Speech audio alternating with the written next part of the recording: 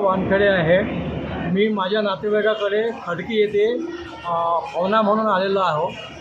सकाळी मी दर्यापूरला जाताना अकोला दर्यापूर गाडी क्रमांक 9471 त्याच्यामध्ये गाडीमध्ये चढताना माझा मोबाईल 84,000 रुपयाचा मोबाईल होता. तो अज्ञात चोरट्याने चोरला आहे. मी सिव्हिल लाईन पोलीस स्टेशनमध्ये तक्रार केलेली आहे. मी ज्येष्ठ नागरिक जिहाद सावंतकर राहणार अकोला. सकाळी काही कामानिमित्त दर्यापूरला निघालो असता बस स्टँडवर बसमध्ये चढताना माझ्या खिशातील 4,800 रुपये कोण्या अज्ञात व्यक्तीनं चोरले. बसमध्ये बसताना माझ्या लक्षात आलं.